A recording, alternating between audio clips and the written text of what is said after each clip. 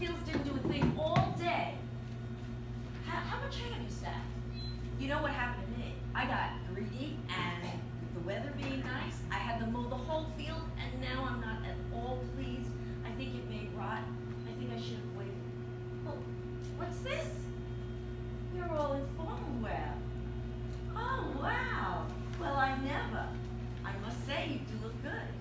Are you going to a ball or what? Tell me. No. You see, honored Natalia Stepanovna, the fact is, I've made up my mind to ask you to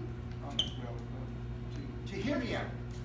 Of course, you'll be surprised and perhaps even angry, but, oh my God, it's so cold in here. What's It's the so matter? cold. Well,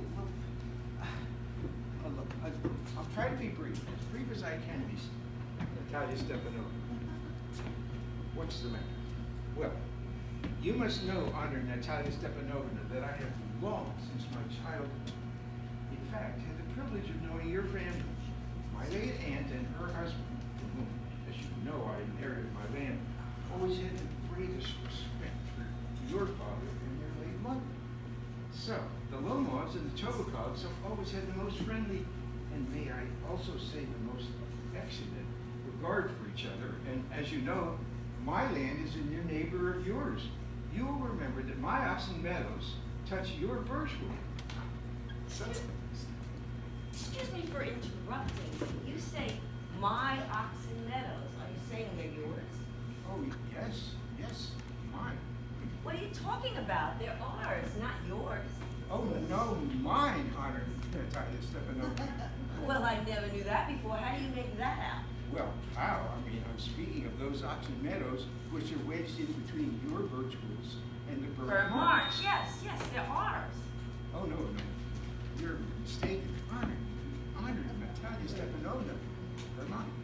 Just think, Ivan Vasilovich, how long have they been yours? How long? Well, as long as I can remember.